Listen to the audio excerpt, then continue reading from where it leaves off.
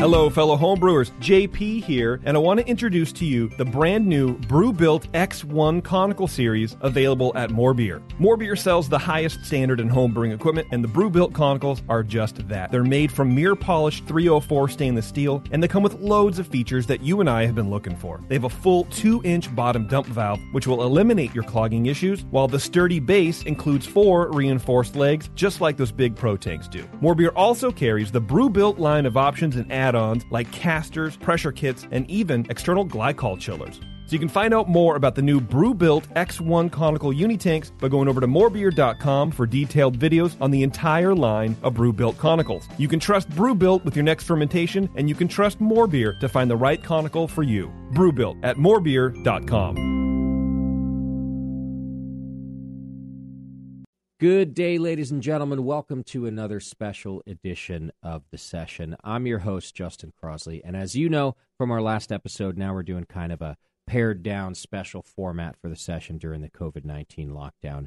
And, of course, a big part of that is that I can't have my whole crew in here in the studio with me while we are sheltering at home and practicing social distancing. So if you want your fill of the whole crew, though, we did do a live Zoom video call on Facebook Live yesterday. You can go find that on the Brewing Network Facebook page. And I think we're going to try to do at least one of those a week with different people. Last night we had a special guest, a special visit, I should say, from Nathan Smith, our resident homebrew expert who's been at home sheltering and homebrewing a whole bunch. I think he said he's been homebrewing. He's homebrewed 6 times since we were locked down back in March here in the Bay Area. And we had Sully and Teresa. Beardy came on for a few minutes at the end to say hello. Kim Shimke, Bevo. So it was a great way for us to catch up with each other, but also to kind of interact with you folks, which you can find over on our Facebook page. Just search the Brewing Network there. And like I said, we're going to try to do more of that. I do want to say that even while we're doing our shows on a different schedule right now, we do still have all of our wonderful sponsors. And, you know, I couldn't be doing this without them. And now more than ever, that's true. Our Spring Brews Festival, which was a big fundraiser for our local community as well as the Brewing Network, was canceled. Our Spring Brews Fest did not happen in March. And then we had the tour lined up, which we had a lot of sponsors ready to do that, and I was going to bring home a lot of content for you, and that's been postponed. So I will say that now more than ever, our sponsors are really important to keep this show alive. You know, we're one of those small businesses that's hit quite hard, but we're doing our best. Haven't had to lay off the BN staff, which is cool, although if you listen a lot, you know they don't get paid that much anyway, but still. I'm proud that we haven't had to do that yet, and I hope that that's going to continue. So I want to thank our main sponsor of this show. They've been with us since day one, More Beer. You can go to morebeer.com right now and check out everything that you need. While you're home sheltering in place, you can get all the ingredients you need to homebrew, and they're just wonderful over there. In fact, Olin, one of the owners there, reaches out to me, I think, at least once a week just to see how I'm doing and how we're doing over here, and I just think that's really nice of them. So please go support good companies like that. The 21st Amendment Brewery, also been with us since near day one.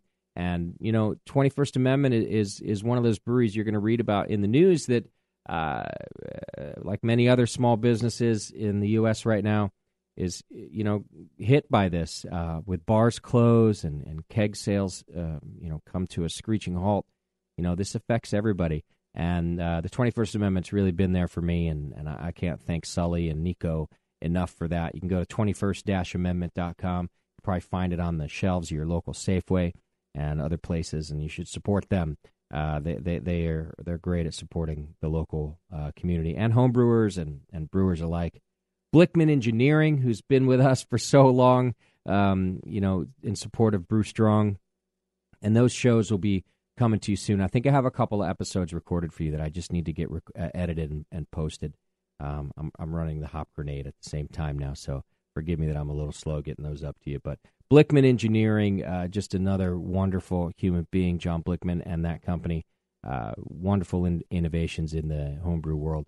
I feel like I'm Trump right now. I should say tremendous more or something. But I really do love these people. So, you know, I just can't thank them enough. On today's show, I have interviewed Arizona Wilderness Brewing Company. They're out of Gilbert, Arizona. And co-owners, co-founders, Jonathan Buford and Patrick Ware came on the show with me. I had a really fun time speaking with them. We got to talk, of course, about how they're running things during this shutdown. And they had some really good ideas about how they're taking care of their employees and their staff. So you can tune in for that.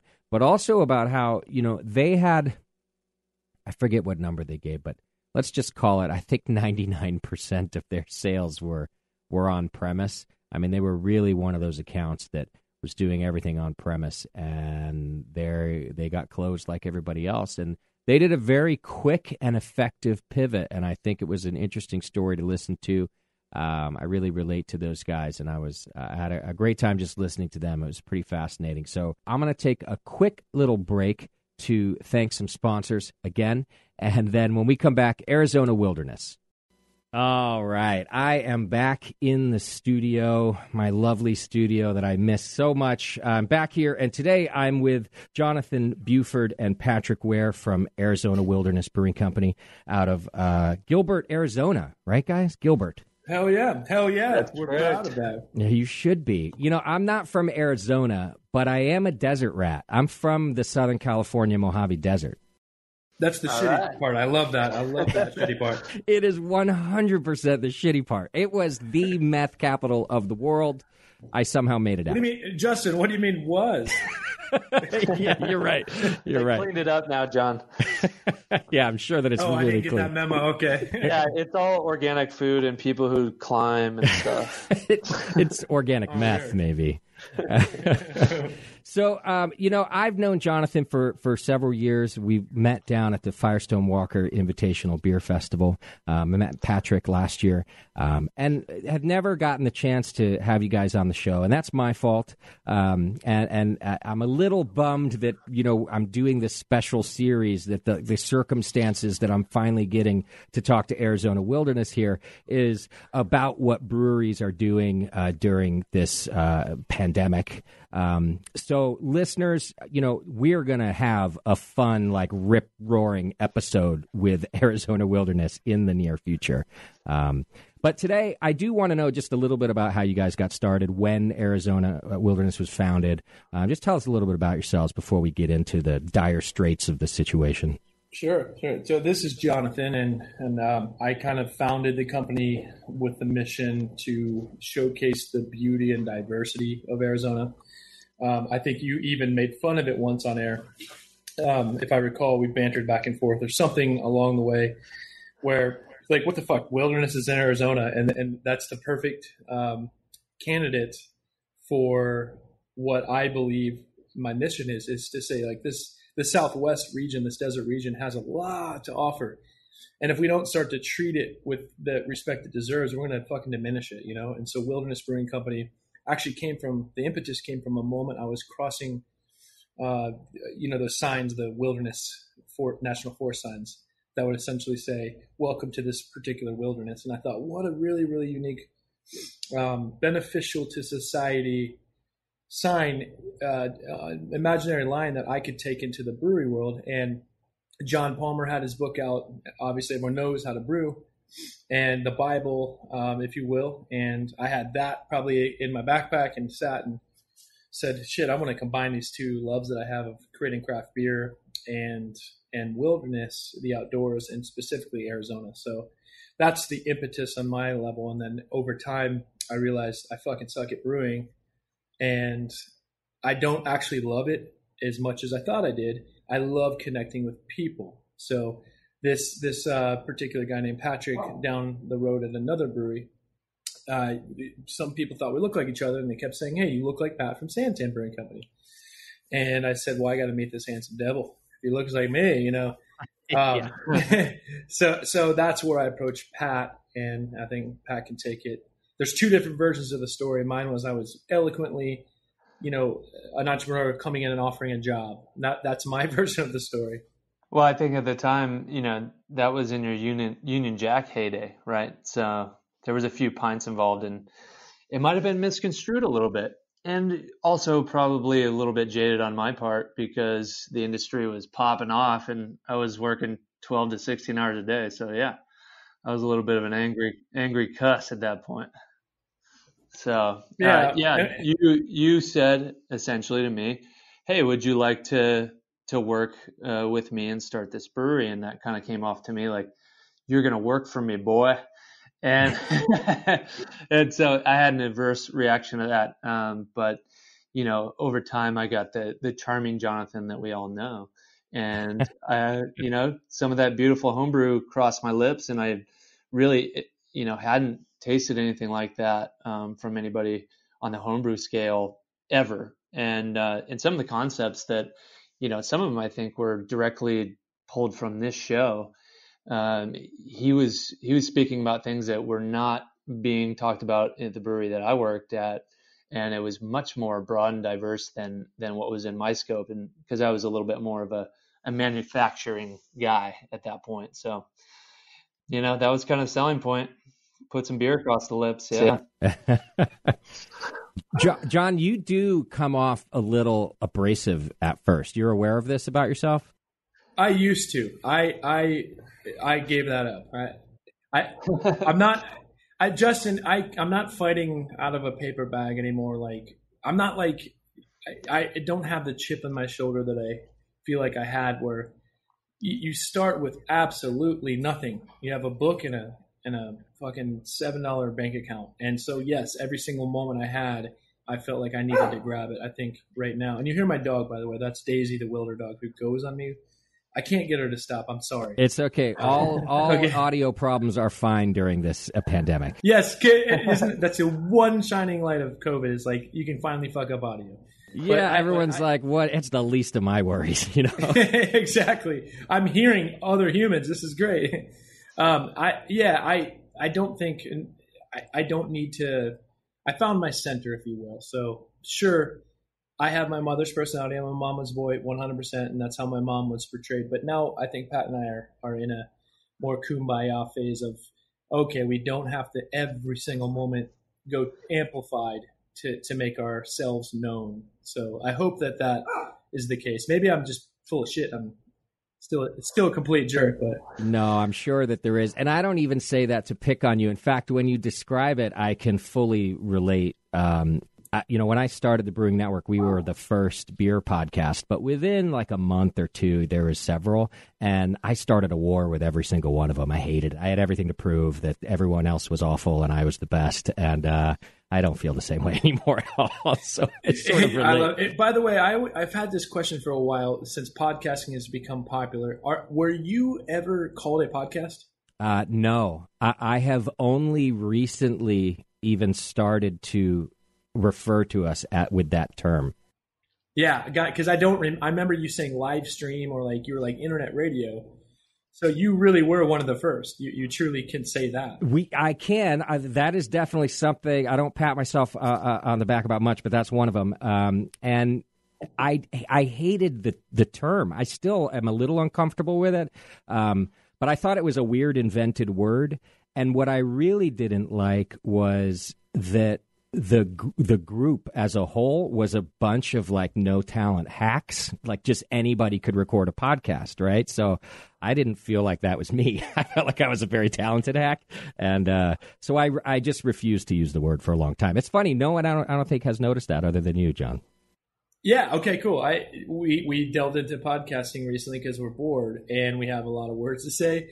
And I'm like, what? The root of this word, what the fuck is it? And I looked into on your website and I'm like, you never called it a podcast. That you raised 20 steps in my mind. Like Justin was podcasting. You're a hipster of podcasting. You did it before it was cool. I'm now a grandfather of podcasting. Basically. That's true. You're a sage, a wise old sage. Yeah, this June will 15 years for us. So, and it's been fun. It's been fun. And we're still, I don't know, someone asked me the other day how long we'll do it. And I was like, I have nothing else to do. I have no other talents. Like, this is it. So, well, you're a millionaire now because you started a tap room. So much money. You're fine. Yeah. You have nothing to do, right? Exactly. Let's talk about that. All right, guys. And maybe I can just lead you in by, so my place here in California, we were shut down real early on. March 16th was our last day fully open. And we were shut down by the county.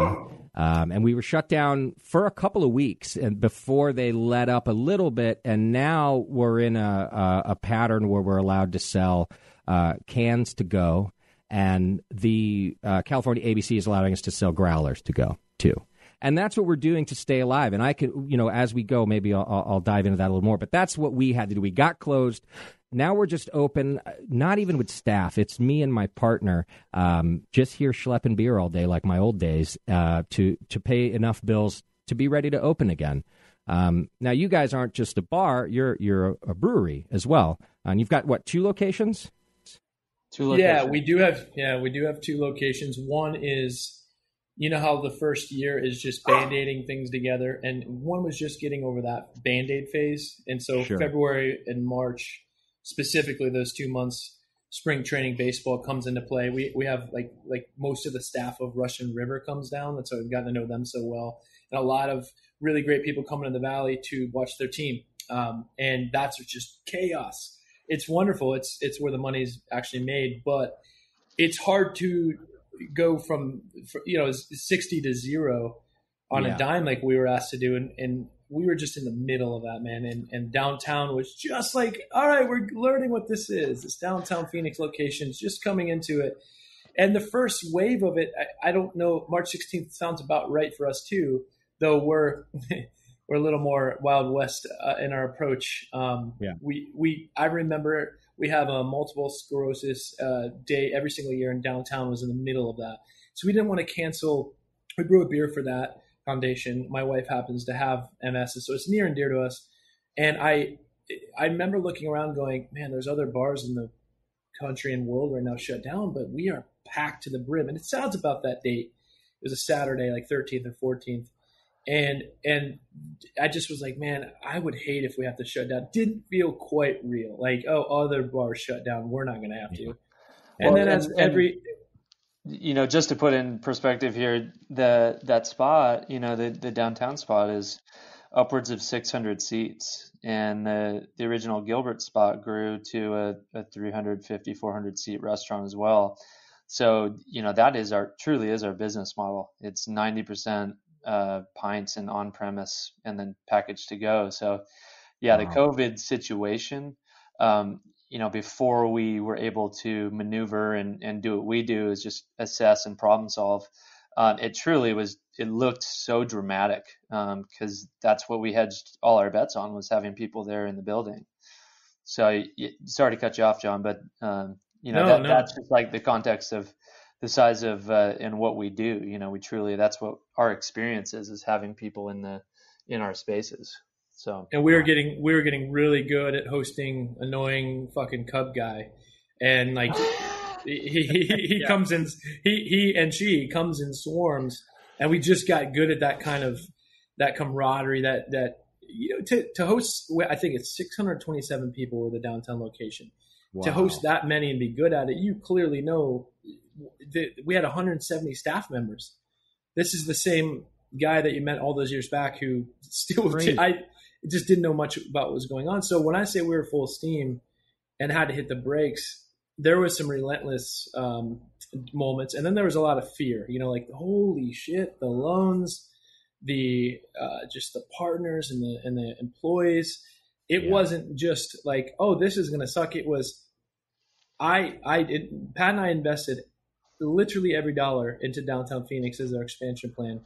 Every dollar we have, our houses are on the loan because it was going so well. That was not an issue. We sucked at it for the first year. I mean, that first season we did okay, but it was something that it took us a year to learn it. And so we're finally getting into that flow of, okay, I think we're getting a good roll on this, and we're starting to understand it. It's a big space, large parties, curating to that and becoming a different style of service, this counter service mentality, these big, large groups, and live music and some things that were kind of foreign to us before. Being downtown and the art scene was different.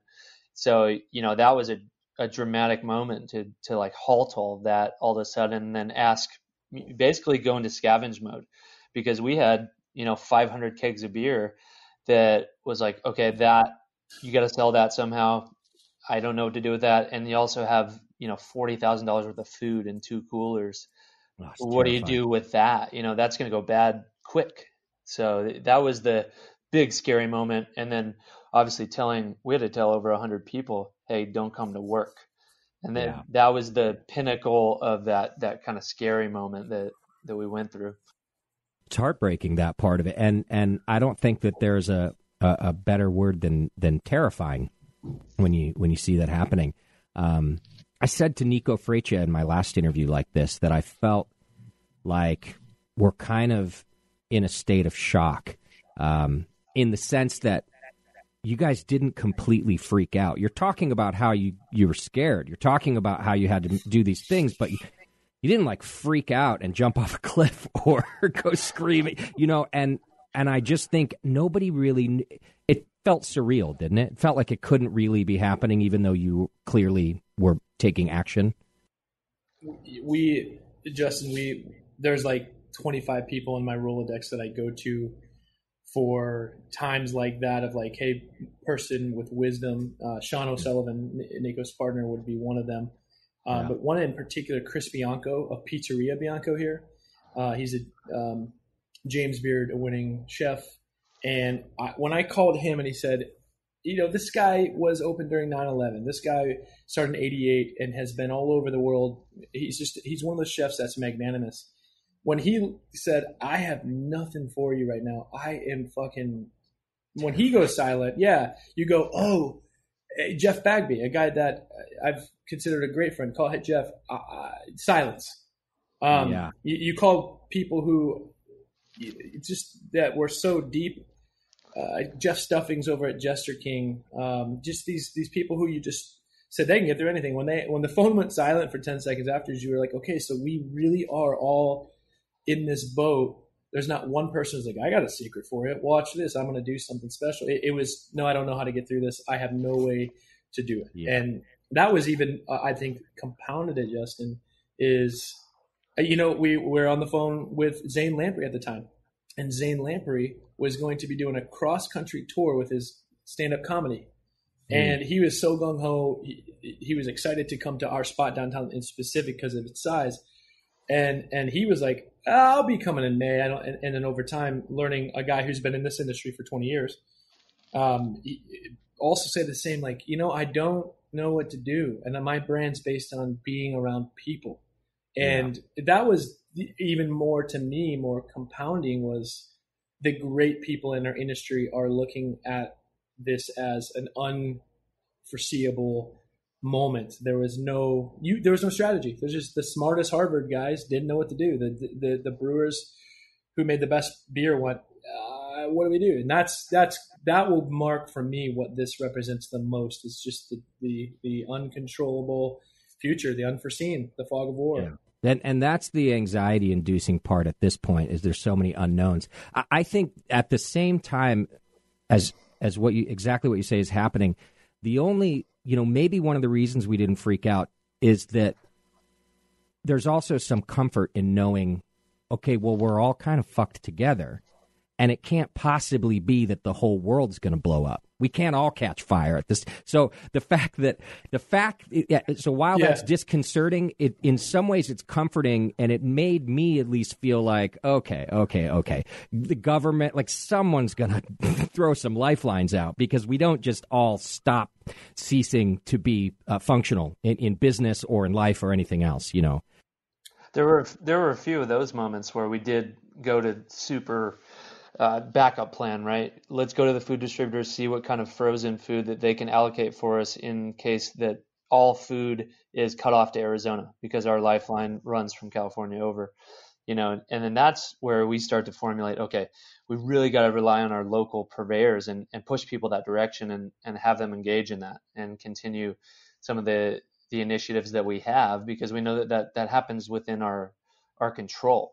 And we're not relying on big food systems and big barley systems. We can actually control that ourselves due to the hyper local nature that we've we've put ourselves in. And a lot of those purveyors have actually worked with us and delayed payments and, lowered their prices, which is, it's been a savior for us. And the immense support from the people that have engaged in our product, but they've just engaged in a different manner.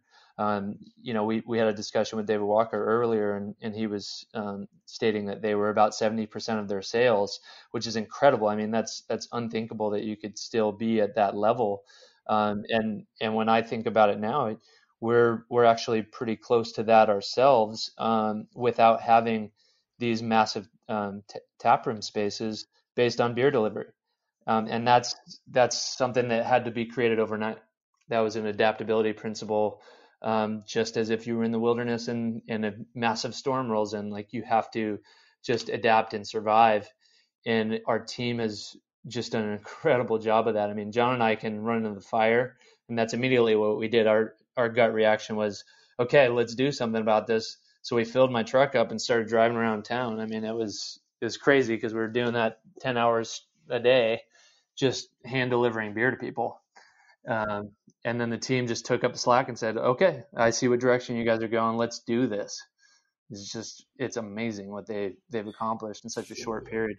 What's so interesting about this, doesn't it feel like we're talking about 2 years ago or like a decade ago? Like, this was fucking a month ago. We're acting like this is post-mortem, like we're wrapping up some crazy time. Well, we're in it, and we're now currently managing the turd that has been handed to us. So I do want to reiterate, like, this is still in the middle of it. And what we're just doing is talking about the beginning of how we were, we saw this in a small television format in front of us going, oh shit, we have to react to this.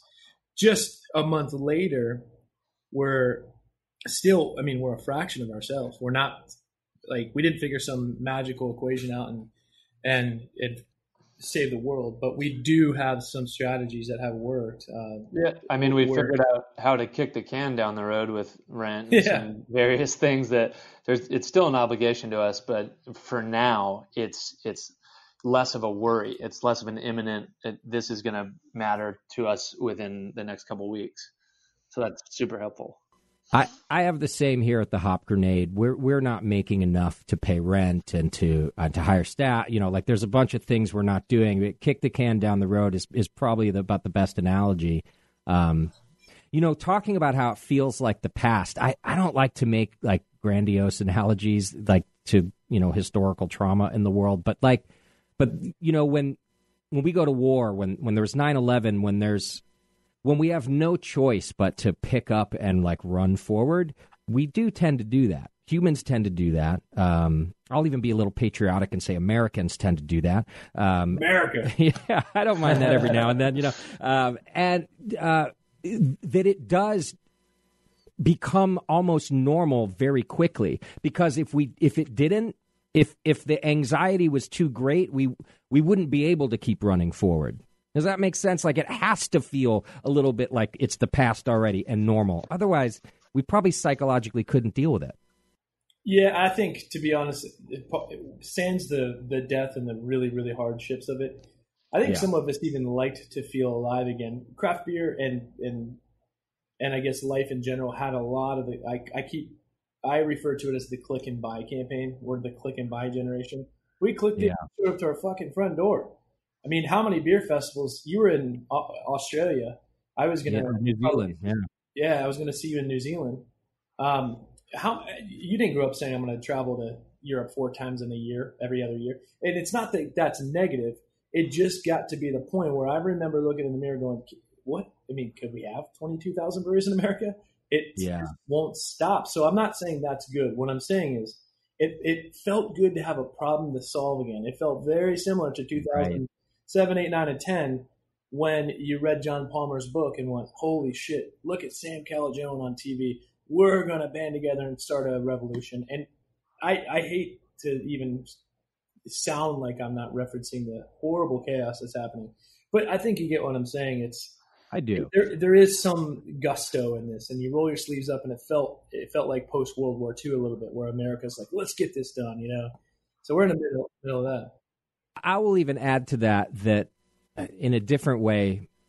For me, I always seem to have 10 projects going on, and that can just tend to be complex and complicated. And I was talking to a good friend just the other day saying, well, in some ways, I feel better about the simplicity of what's happening right now. And the simplicity is survival. I have one task at hand. It is to keep the doors open at the Hop Grenade so that I can eventually hire my team back. It is to keep the brewing network going. I have not had to lay off our brewing network staff, so I can keep paying them. And there's this survival simplicity that is making my life, I don't want to say easier because none of this is easy, but less complicated, less complex. The idea is no longer complex. I can so relate to you right now, and it's like we took Ritalin and we're all like focused on one thing now.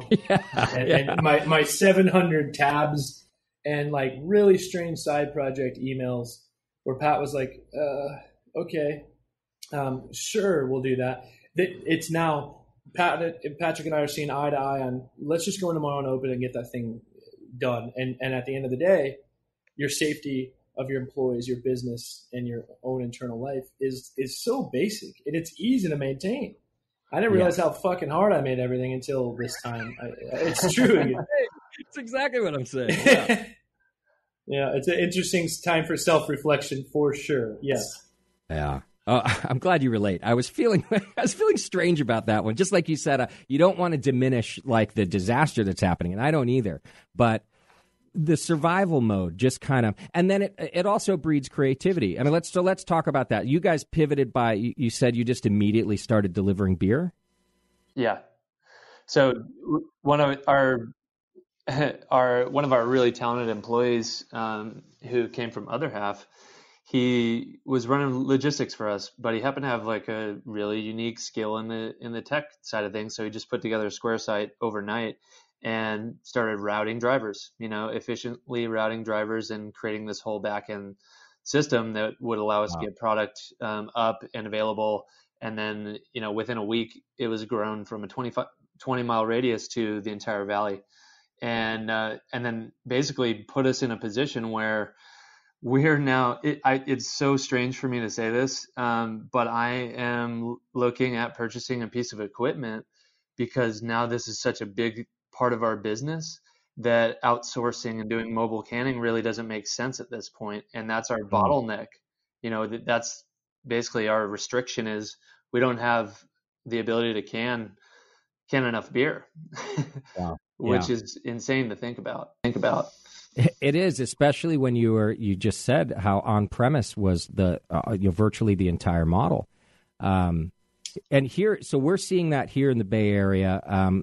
The Hop Grenade, we were always allowed to sell bottles and cans to go, and we have like two-door refrigerators that we do this out of. So not a lot, but we were losing some of our volume to bottles and cans. We make more on draft too, just like you guys do, right? Like there's more margin. But I would say our sales were kind of down 10% because they were shifting over to bottles and cans. Well, now that I've done this online ordering and this pickup stuff, even when we open again, I can't see stopping it. I think we would make up the 10% that I was losing. I will now make up if I keep it going. So you're talking about buying equipment. I'm talking about hiring another person when we're back up to just do that. God's got a weird sense of humor, or whatever universal God there is. It's like you're fucking teaching us this really unique lesson. Well, I've talked to every single brewer, has all had the strong ones, the ones who were strong going in, have all had some insight gained and said, I didn't know we could do that. I'm probably going to continue to do that even when things go back to normal. I mean, we're going to be a beer delivery machine that we are now because we just invested a huge portfolio of our business towards it, and it's working. And you go, well, I was wondering where growth would come from. We thought, man, the brick walls in front of us, we might see wilderness at its finest. I don't know if we're going to go regional anytime in the next decade. And then this comes along and you go, oh, we were not seeing the whole picture. And beer delivery, I didn't even know it was fucking legal, Justin. I didn't even know that you could do that. And we called our craft brewers guild. And they're like, yes, you could have done this the whole time. And it just, the reaction was met with what we reference this American way, but it's funny. I didn't get told no once in this whole cycle. It was, yes, now you can deliver beer. Yes, you can do those things. No, there's no more like it turned into like the lawless land because we are so our commerce is so valued in this country that it was like, just stay open and make money, and that's unique to experience. And your brain kind of opens up to those opportunities. Next thing you know, after we get to, a couple weeks under our belt of delivering beer, we do all draft cocktails at our spot, and it's all, local spirits. And we had all these kegs laying around. I'm like, well, I can't pour those into a glass for somebody at one of these locations. Let's just start bottling it off tap and create some labels and get that out, And so it's like, it's this creativity principle of, oh, I guess we could do that. Let's try this out. You have all these opportunities and abilities to maneuver now, which is really crazy because you would have been told no 100 times in a row if you asked that before. Yeah. I hear people complaining that, in this crisis and in times of crisis, that our capitalist society turns socialist. Right. And there's some argument to be made with bailouts and such. But anybody who says that we're not at the top of our capitalist game right now is not an entrepreneur, because I'm seeing capitalist ingenuity left and right. It's what we're talking about. It's capitalists going, well, shit, we got to figure something out.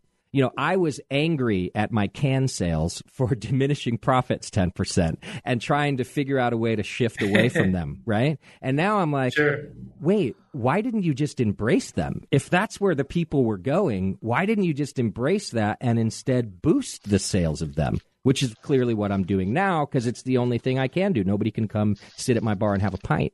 And to me, that's capitalism working. Yeah, I think we're trying to react to that from both angles, where we have an incredible COO who's enacted this, these lease negotiations and also procured PPP funds, as well as John and I's gut capitalistic reaction to create commerce and do it in a safe way, obviously. But that paired together, I think, has put us in a decent position where we can go to sleep at night. Yeah. Hey, Justin, you'll love this story. So that COO that we're talking about, he's a Harvard grad. He's the asshole who makes the lease you can't fight or get out of. So he was the guy who actually created the lease for our Gilbert location, and it was like not manageable. Long story short, now he's our employee, and it's awesome to see him maneuver because we butt like all creative, young entrepreneurs, they're going to butt head with a guy like this. He's got his little fucking cufflinks with his acronym on it. Like he's just like, he's got his air conditioned seats in his Mercedes. If he doesn't start his Mercedes 10 minutes before he gets into it, he's fucking mad because his air conditioning didn't turn on. But then you see him shine in a time like this, and he's having conversations with landlords that I don't truly understand. And I'm hoping that other breweries understand the value of your lease and your kind of that back end mumbo jumbo that you didn't really take much note of. Right now is coming massively into play to be able to get a rent abatement, which is essentially put it onto the end of your lease. So we have a 10-year lease. We took 3 months to put at the end, and the next 3 months we don't pay. Those are the kind of scenarios that Pat and I would have just kind of like been drooling in a conversation going, It really puts in perspective, when you're talking about a lease, words like force majeure, where before, what does that mean? What's that for? Why are we wasting our time with it? And it really is situations like this. What if this happens? What if? And the what if scenario, entrepreneurs don't want to think about that.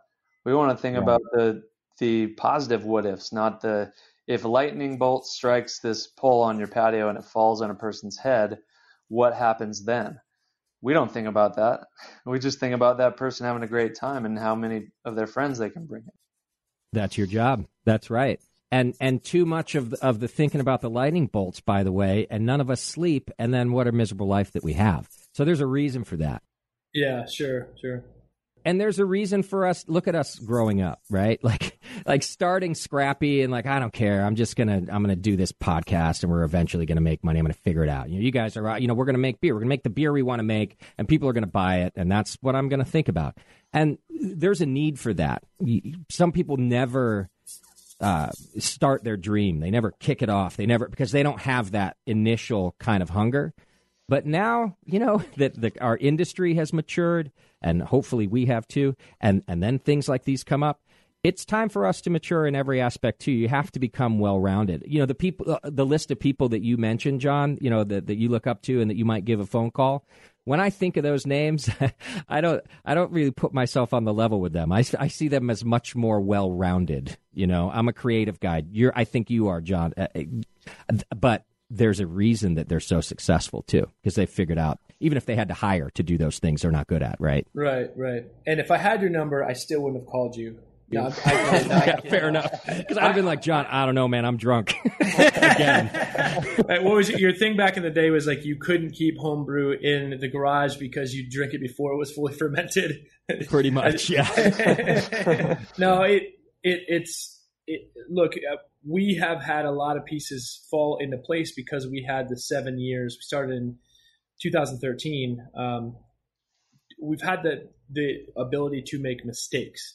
And those are, it's all the fucking cliches, but it's so true. You hire wrong, you hire wrong again, you hire wrong the third time, and you start to go, these people who are whatever not, fitting my system, I better interview better. And then over time, you start to interview better, and then you find these gems that fit your system. You go into COVID scenarios with those people, as I believe we have, and you get to sit back and watch this beautiful thing happen. And we all had to succumb to a smaller paycheck. We all had to, enter a new atmosphere of don't think too creatively right now, or don't do too much. But those people were like, we can get through this. And that's my biggest advice to any, what do I do? I'm sorry if you don't have the right people around you right now, but don't do that. Don't have that mistake around you again. Having really intelligent people around you it's the Warren Buffett kind of thing. Is you can sit back in your office and go, wow, these people I've hired are carrying me through this time, and they know how to interact with guests, and they know how to do the back end tax situation and lawyering. And Pat and I are very extremely lucky, but majority of it's because we got the fuck up for 7 years. And I feel like that's the biggest blessing. Is we started in 13. When you could have pissed in a cup, put hops in it, and people that showed up, that lined up. And as the consumer got smarter, we had to get smarter with the consumer and try to outsmart the consumer in some ways.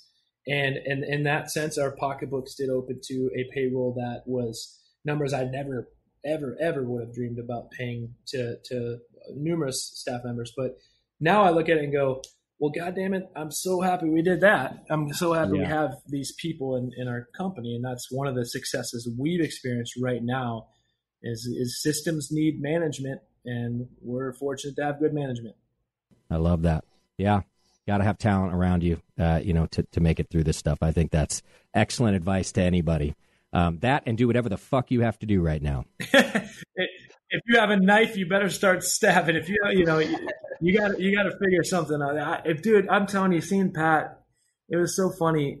Day 2, like we have Pat has like this ebb and flow. We all have our ebb and flow, but Pat has this ebb and flow of, if there's any threat of danger, he turns into this primordial character that's like, claws come out, like he turns into a Wolverine type, and he literally starts loading up his truck with beer and is like, I'm gonna fucking sell beer. We're gonna drive it around. And it's an interesting reaction to see how people respond. Like the people who have gone into their hermit shells over this are also interesting to say, like, so you shut down. Okay, got it. It's over for now. And you don't know if you're going to come back. That's also a different, which is fine. You can react that way if you want. It's really interesting to see how different people are to stress, in these scenarios, and how resilient people are. What is their gut reaction when something like this happens? And it's not just a pandemic, right? It's things in your life. So how resilient are you to stress or to challenges or to change, because how much change have we had in such a tiny period of time? So how well are you capable of adapting, Yeah, I think you're absolutely right. And you are seeing different people react in different ways. And I'm not a big judger when it comes to that stuff. I think these kind of things just, people behave differently. But you're right that it's interesting to watch because it is all different. And in my experience, it sounds like yours too, it's all fairly helpful too, that we're not all exactly the same. And I think that's just pretty important. Do you guys mind if I ask a numbers question, like what percentage of your staff you were able to retain or bring back after the initial hit? Yeah, day one, we broke a lot of company rules, by the way. We said we never use styrofoam and plastics. We're kind of one of those, or we are one of those eco-friendly. So we did a lot of like, oh shit, we better contract. So we probably let go more than we needed because it felt like shutdown was imminent. We went from 170, and Pat, do you remember the exact number? 120 about was the number we laid off. That's about yeah. We were probably around that 50 range. Basically, what we did, Justin, was we moved to a point where it was only salaried people and a few key hourly people. So those salaried people stepped their game up and basically absorbed all of the work. So you have your like head of restaurant operations is now running around doing stuff in the restaurant, and you're reading an email saying you're going to get paid 25 to 50% less.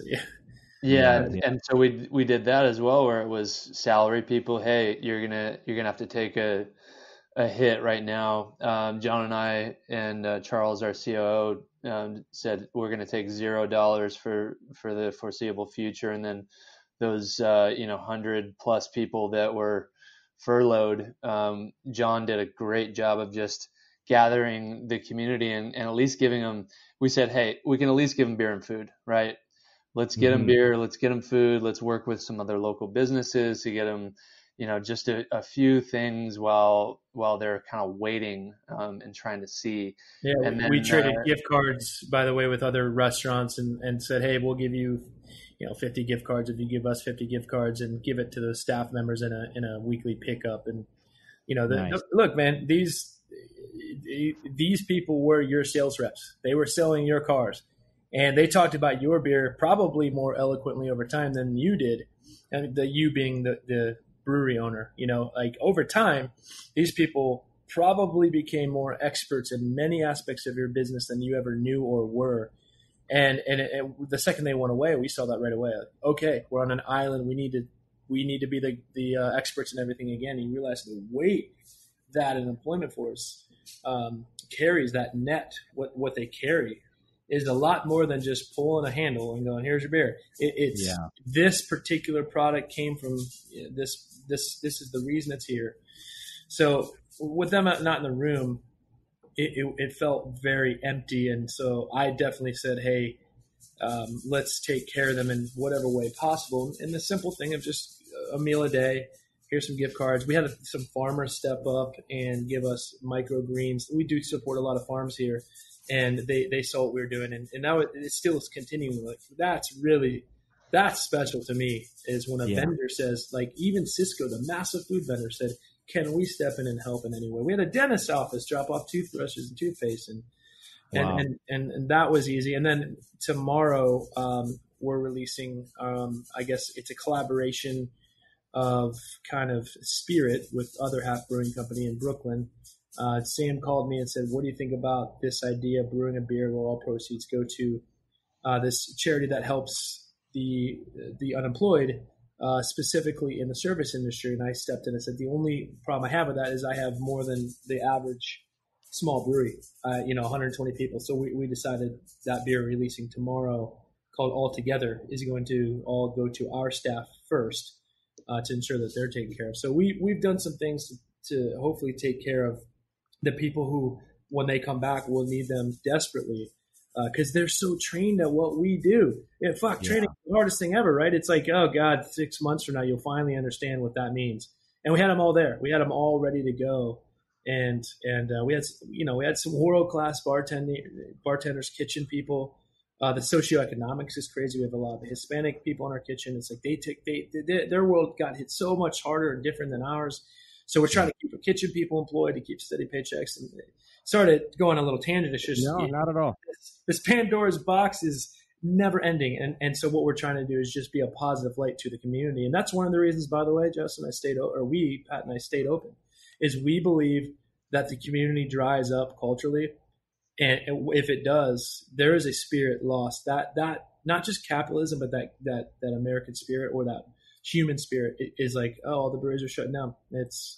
It's kind of hopeless now. We felt like that was unnecessary. So we did continue when we saw the consumer show up, and we had to get COVID friendly really fast. And we had staff members making face masks. Their true story, their mother went to TJ Maxx or something like that and bought a bunch of material to make masks, and she handmade them.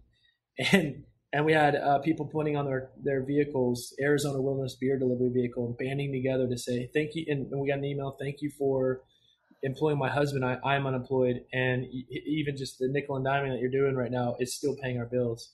So the best thing I think a brewery can do is do what the old England pubs did, do what the old German beer gardens did, is be the center of communication and attention in the community. So I guess it's my soapbox, but that's okay. I'm with you, and I love to hear this. And I've almost, except for the last 15 years of the podcast, but then I opened the bar, I've almost exclusively worked in the hospitality industry in my life, and I've never seen the general public care so much as they do right now too. Like really understand how hard hit our industry in particular is and will be, by the way. And so that's been encouraging for me and heartwarming. Like I like to see that.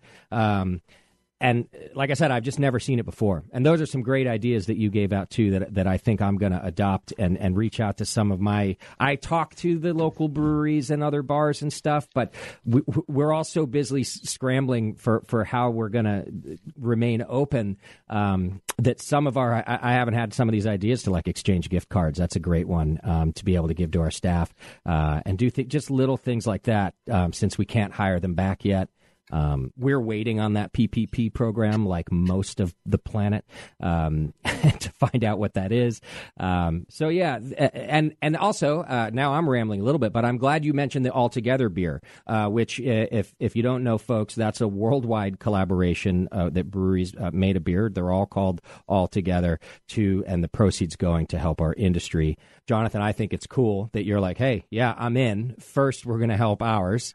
And second, I even said my beer buyer was going to buy beer from another state. And I was like, I'm okay to do that eventually. But right now, I think we should stay hyper local because that's what we can do.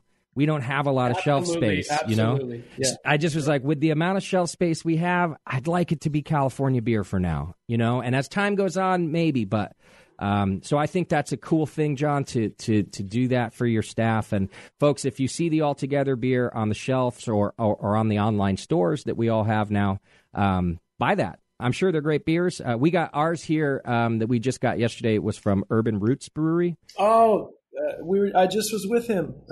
Peter Hoey. Peter, one of my favorite people ever. And I just was in Sacramento right as COVID was hitting. And again, another brewery, Peter, I love going and stealing ideas from smart people like Peter. He was our rep, BSG rep for a while. And man, he was also, sorry, to go on another tangent, but he was also like really hitting this stride. You could tell he was showing me where he smokes his meat, and he was like, yeah, we're really good at this now. I feel for people like that who we all just got really good at what we were doing and all was clicking. And guys like Peter, who didn't need to open a brewery, did it because the love of the game, right? The love of the beer. And yeah, and that is hard to see. But I will say this: I'll toot Peter's horn too, because Peter Hoey is a brewer's brewer. like all of the brewers know that Peter's a badass when it comes to making beer. He always has been. He's been in this industry for a while, but he's not like the fan favorite, right? He's not like the Calagione or whoever that even the beer nerds know about. But everybody in the beer industry is like, oh, Peter's beer, drink that. That's in my fridge. He's the equivalent of a good Pilsner. Yeah, he is. That's exactly right. And he makes a good one, he's too. The human Pilsner. Mm-hmm. Oh, my God, he's going to love that. I'm going to text him afterward that we just dubbed him the human Pilsner. I love it. All right, gentlemen. Well, listen, I want to thank you, and I want you to give our listeners information about how they can support Arizona Wilderness and, by extension, your team and your staff. Where can they go? What can they do? So what is the easiest way is to go to azwbeer.com. If you're in the state of Arizona, and kind of what Justin alluded to is we're going to kind of protect our boundary line here as we can grow it. I can't wait to send some beer up to you, man, and have a really kick-ass party up there and do a because the post-COVID life it's going to be like the Bahamas, Lake Havasu and like on the moon all at once. It's going to be incredible. But if you go to azwbeer.com, we've made it pretty easy to navigate to our shop, and we'll deliver beer to your front door. And those delivery people happen to be our old servers. So every time we see demand grow, we're able to go from, 50 employees to like 72 now. So we're able to even hire some back. That's giving the brewer a job. That's giving, we started a malt house project here 2 years ago. So we essentially have a farmer who approached us and said, hey, alfalfa, cotton, and corn, they're the worst crop to grow in Arizona or anywhere, but in Arizona specifically because we have to pull river water to grow these crops. So we were able to grow barley, and I said, we need a malt house, right? Malt house comes because of the Nature Conservancy was able to team up with Pepsi, a true story, and build a malt house here. So we're buying malt from the Sinago Malt Company based an hour north of Phoenix, and we're able to support all of them. So when you do buy beer at any brewery, consider the downstream effects, not the owners. We're no longer the profit. The profit margin doesn't even come close to ownership in I would say 100% of the breweries. This is specifically to keep the system afloat so we can come back healthy. So azwbeer.com is the best way to do it. And Pat and I have the Wilderness Humans. Check out our new podcast, The Wilderness Footprint. That's cool. Oh, you can get that on the website and on iTunes also? We don't know what the fuck we're doing, man. I don't know if it's on iTunes. We're trying in Apple, and I didn't want to offend you. I'm like, I know Justin used to hate other people podcasts, but you're so mature now. Yeah, now it's fine. Ours isn't a beer podcast, though. Ours is different. I did look through yours because I have to look that stuff up. I am still kind of a jealous prick sometimes, so I go listen and just make sure nobody's better than I am. That's the extent of my research. Oh, we're terrible. Don't worry about it. Okay, that's a great way. I'm glad that you, by the way, explained that kind of cycle because I'll say it again. That's, to me, like capitalism at its finest, too. Like when all of the cogs in the wheel work like that. To me, capitalism is not like the grossest, most disgusting executive profits on the planet like it has been for quite some time now. To me, capitalism is when you do one thing and it employs somebody else and on and on and on. And you described it very well like that, how supporting Arizona Wilderness will do just that. Well, it's conscious capitalism, right? It's using capitalism to a positive benefit, and rather than what it tends to be, it's this like cancerous growth organism that destroys everything in its path. I mean, this is a different way to use that energy and that power. And so we're just trying to harness that in a way that it's used for good, and people feel like they make a difference just by drinking some beer. It's really easy. It's easy, and it does make a difference. It really does. I'm seeing it in the breweries here, dropping off, cans every day, and we're going through them fast. So it's good to see the chain at work. azwbeer.com, right? That's it, mate. Okay. Gentlemen, thank you so much for your time. The next time we do this will be in a at least post-lockdown world, and I want to come party at the brewery. Yes, we would love to have you, and I'll plan something special. I remember you doing live shows and that like really annoying audio in the background. I want to do one of those shows. I want to have all 627 people packed in, and you having to deal with that, like the good old days, man. You'll watch me go insane right in front of your eyes. It'll be great. I appreciate you, man. Thank you so much for this forum and the ability to speak positive about a pretty shitty situation. Absolutely. And good luck to you. Stay in touch so we know what's happening. Done. All right, ladies and gentlemen. Well, thank you so much for tuning in today. And thank you to Arizona Wilderness Brewing Company for taking the time to tell their story with us. I hope that you all are doing all right out there at home and that you're taking care of each other and that you're not getting too frustrated by this whole thing. This too shall pass. So hang in there. You can send us feedback to feedback@thebrewingnetwork.com. I'd love to hear from you and your stories about how you're dealing with things during this time. It's looking like out here in California, we're going to be locked down for for the foreseeable future. Which, by my nervous laughter, you can tell I'm really excited about. But hopefully we beat this thing and we all come out the other side okay. Thanks again to our sponsors, and I will be back with more as soon as I can. Make sure you check out our Facebook page. Like I said, we've got a live Zoom that we did up there with everybody, and I think we'll be doing more of those also. And it's the best way to keep tabs on what's happening right now. It's probably even more up to date as the than the website, as I'm kind of busy running the Hop Grenade at the same time. So bear with us. I will get to you as much content as I possibly can. Thank you. Take care of yourselves and take care of your beer if you're brewing. All right. We'll see you next time.